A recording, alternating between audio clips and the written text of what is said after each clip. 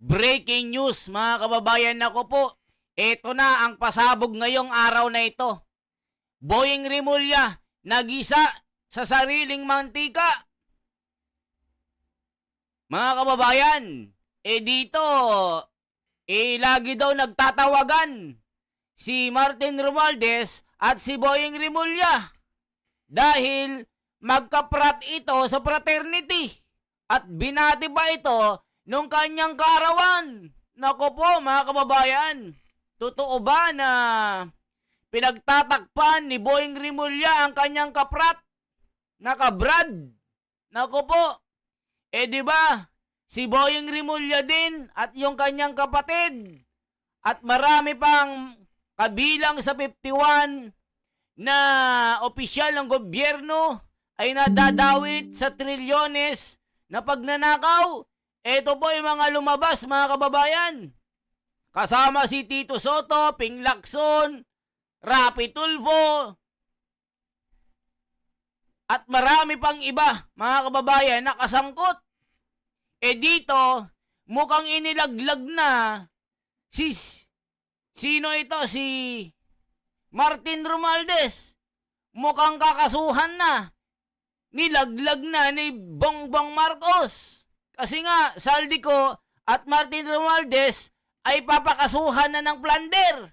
Naku po mga kababayan, life sentence ito. Inilaglag na ba si Martin Romualdez dito mga kababayan ng kanyang pinsan? Boyeng Rimulya, isusuka na rin ba si Martin Romualdez bilang kabrad?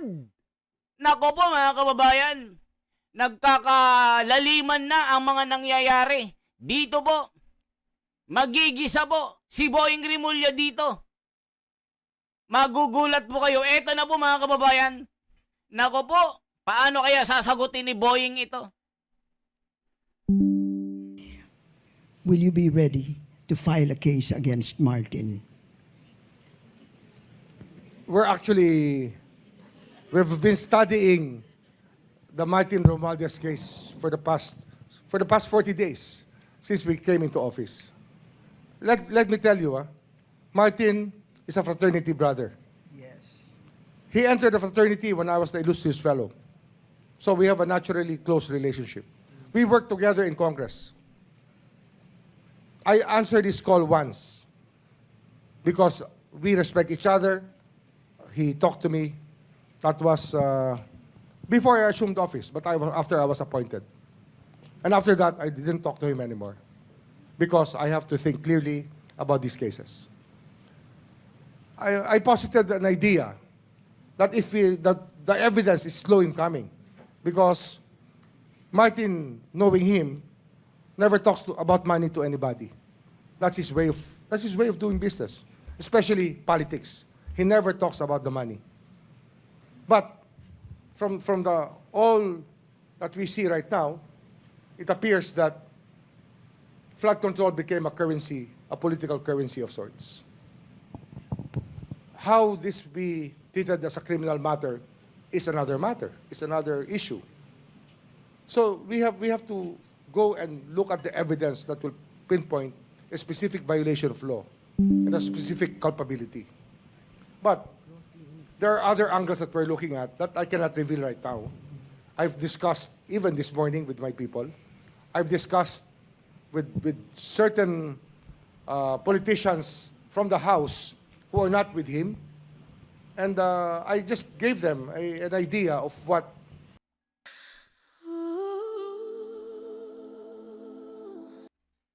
So yan mga kababayan, nako po, matindi po itong pasabog ni Boyeng Rimulya. Kita niyo naman yung mga nasa listahan, no? Mga kababayan. Ito po, kita niyo yung listahan dito.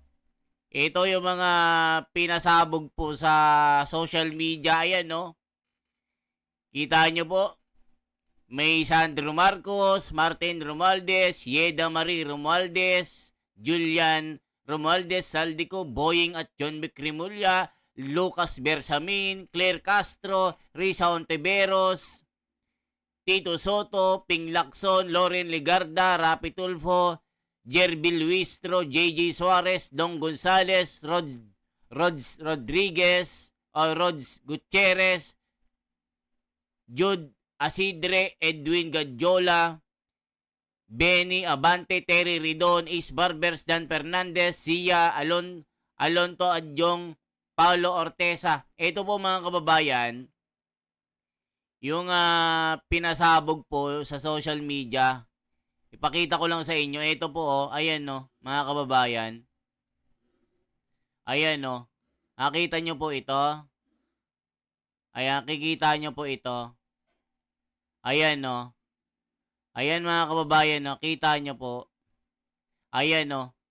Nakita nyo po ito. Ayan no, number 1 Ferdinand Marcos Jr., Lisa Marcos. Kasama rin dito si Romeo Browner, Nicolas Torre, Romel Marbil, ayan o, Laila De Lima, Joel Chua.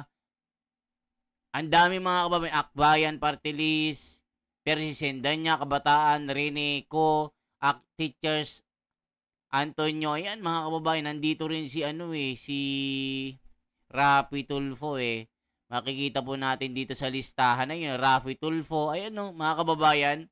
Basta 51 po yan. So, balik po tayo dito kay Boying Rimulya, mga kababayan. Na ito po. Pakinggan po natin. But we are not letting up, ma'am. Follow up. So, so when? I mean, you say it's the hard to evidence, etc. So when you think it will be filed within the year? I mean, not this year, but at least in the next 6 months or 9 months. Oh, yes, ma'am. You think so? Yes, ma'am. I'll hold you to that. Yes, ma'am. And let me tell you, I do not want to file a lousy case. I will never file a lousy case. I'm not that kind of person.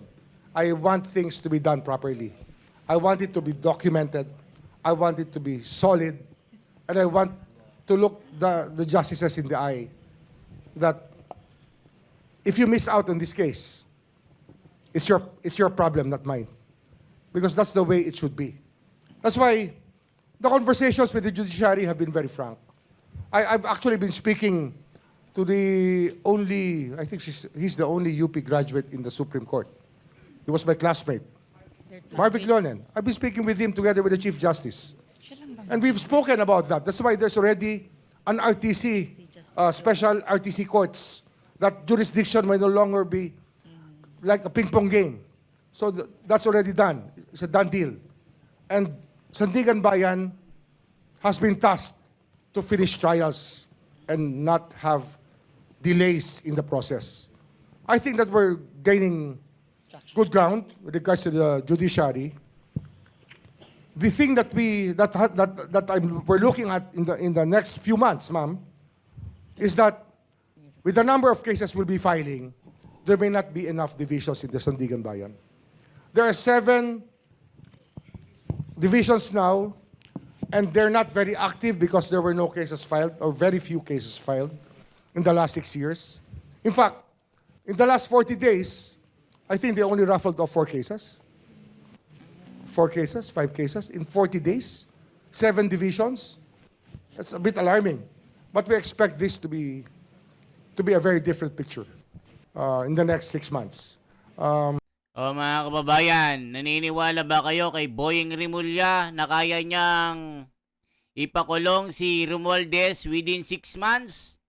Ano ba sabi ng mga komento? You're in the side of all corrupt in the Philippines. Nako po mga komento. What if the file of case without substantial evidence? Are you going to file a case against a person just to satisfy the calls? Even if there's no evidence, what a stupid idea. If I'm in the situation, I will bring back the suit to you. If can't prove and have an evidence against me, ako po, Ombudsman Rimulya will be the right thing. The reason is that God has given him a new life. You are doing a great job. You are doing a great job. Nako po, great job. Sana the Ombudsman will dismiss the case of Speaker Romualdez for lack of probable cause and just hearsay. The last-minute inclusion of Romualdez in the charge sheet is just to please the people in their demand for accountability on Romualdez. Nako po mga kababayan, ito na sinasabi natin, baka naka in 6 months, no evidence pala ang resulta ni Boying. Nako po. We just go to work every day. When I was asked about this by a media personality, about how we intend to deal with all of this work, and I said, we just go to work every day and accomplish something every day so that we will be able to deal with all the things we have to deal with. We just go to work every day. That's it.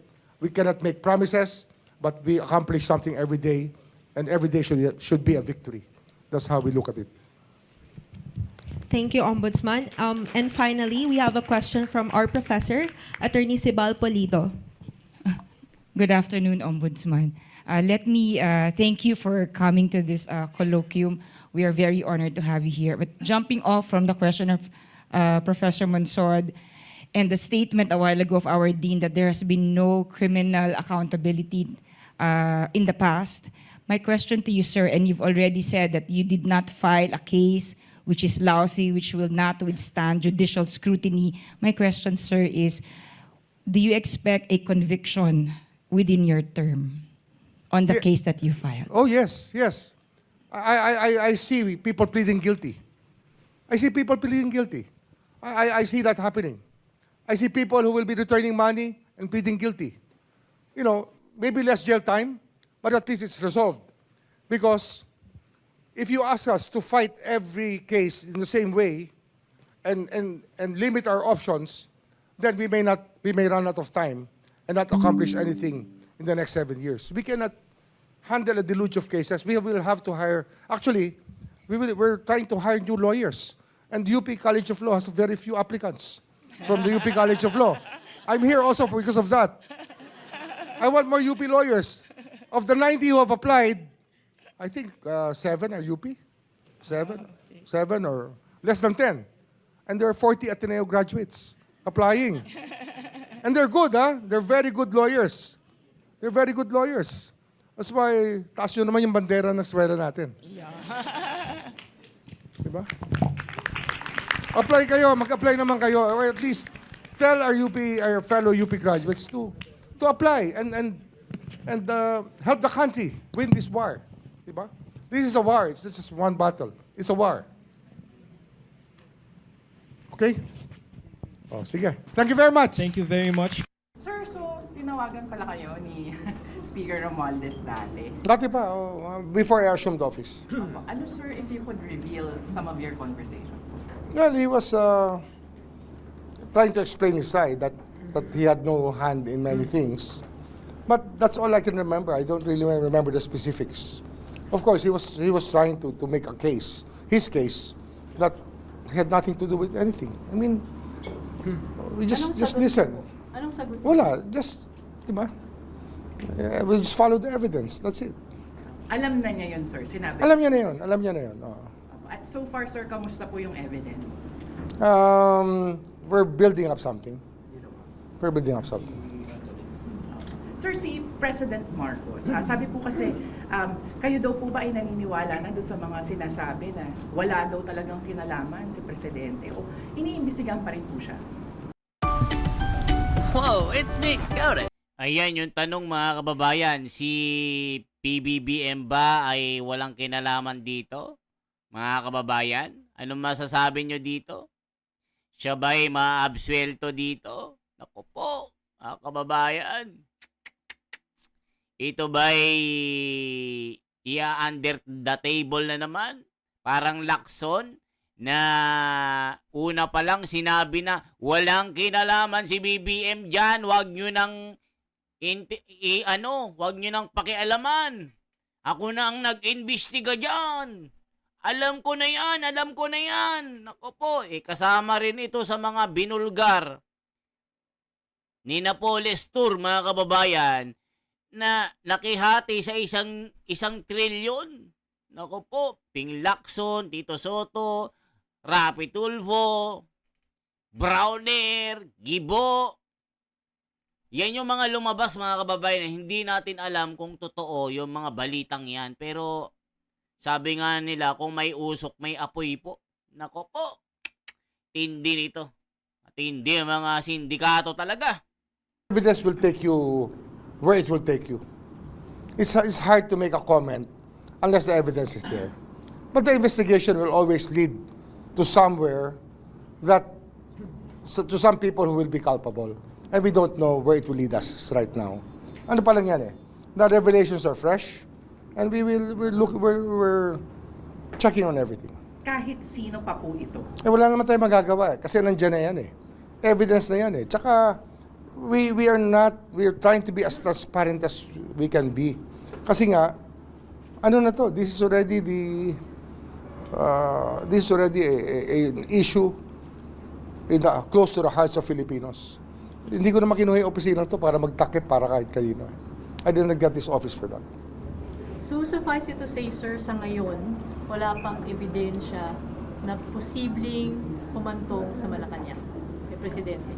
Wala pa akong nakikita sa aking mga mata. Pero kinakailangan, pag-aralan lahat yan. Sir, imposible naman yata na makahanap talaga tayo ng ebidensya sa kahit na kaninong senador, presidente, na in other words, sir, yung picture, video na tumatanggap ng pera, etc. So ano ang in the end, it's hearsay, it's just my version of the truth. So ano ho yung Ano yan eh, alam mo, ang hearsay will have its value later on under the revised rules of evidence, residual exception. Section 50 of the revised rules of evidence is something that I wanted to discuss with the law students because it's something that we have to research on.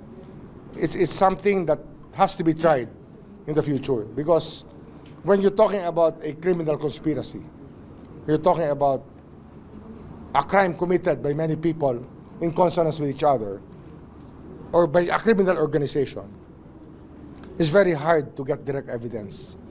Mga kababayan, sana sumagot si Boying Rimulya dito. Ano, itong lumalabas dito? Ayan na yung mga lumalabas sa FB na kasama po ang kanyang pangalan dito. Kasama po ng kanyang kapatid. Ayan no, mga kababayan. Boying at John Vic Rimulya. Kasama po Lucas Bersamin, Claire Castro, Risa Ontiveros, Tito Soto, Ping Lacson, Loren Ligarda, Rapi Tulfo, Jervil Luistro, JJ Suarez, Dong Gonzales, Rodriguez Gutierrez, at dito Romel Marbil, Nicolas Torres, Romeo Browner. Dami mga kababayan. Puro mga ano dito. Puro kaalyado ni BBM ito. Number 1, Ferdinand Marcos Jr., Lisa Araneta Marcos, Sandro Marcos, Martin Romualdez, at mga iba pang mga Romualdez dyan. Ako po, totoo kaya ito? Mga lumalabas sa ito, mga kababayan ko. Matindi mga pasabog na ito. That's why we're looking at Section 50 to fill a gap later on because we feel that it might arrive at that point where things may have to be proven by that kind of evidence. So-called hearsay, but with probative value. Sir, iniimbestigahan daw po ng Ombudsman si Pampanga 3rd District Congressman Dong Gonzales. Yes. So, ano yan eh, contractor yan eh. Contractor. Sabi ko nga kanina, di ba? People didn't believe that there will be any accountability whatsoever and they were violating the law. Harap-harapan. Kasi nga walang nanguhuli eh. Bawal yan eh. It's a prohibited activity. It's a conflict of interest thing that is found in so many laws on corruption. Kaya mahirap na makatakas dyan. Ano pong iniimbestigahan sa kanya kay Kong Gonzales? Yung kanyang construction company at mga projects. Siyempre, yun naman yun eh, di ba? It's not just about flood control, it's about other illegal interests, unlawful interests. Gaano karaming contractors na po yung iniimbestigahan natin? Sa ngayon, nasa ano pa lang tayo, nasa 10 pa lang siguro tayo. Kasi O isipin mo 10 pero 67 yung nabanggit sa listahan po ni Ping Lacson. Nako po, sana hindi lamang guni-guni itong mga sinasabi ni Rimulya. mga kababayan. Isa-isa yan eh. Kailangan hihimayin mo eh. Dahil maraming magaling magpatakbo eh. At marami namang hindi nga nagtago, talagang ginawa na lang. Yung ginawa na lang muna, yun ang unahin natin. Kasi tinatawag na low-hanging fruit. Pero sir, hindi talaga sila maliligtas. O talaga maraming sasabit dito. Maraming sabit dito. Maraming sabit dito. Sir, I understand yung malversation law was amended. Bumigat yung mga pwede. Life imprisonment, 8.8 million pesos and above. Life imprisonment. Ay, isipin mo, life imprisonment, 8.8 million. E paano yung trillion? Yung trilyones, 1 billion, 5 billion, 52 billion, 100 billion. Paano yan? Ako po, mga kababayan, matindi ito. Ayun o, Romualdez at ko pinapakasuhan na. O, tignan natin mga kababayan na ito po, pinakakasuhan na daw eh. Alam ko si BBM nagsalita na dito eh. Meron nang si BBM nagsalita dito. Check natin na PBBM interview. Check natin mga kababayan na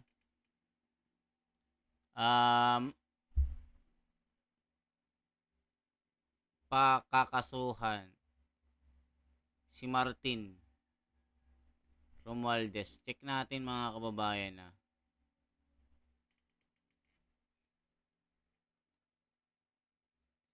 check po natin ito po.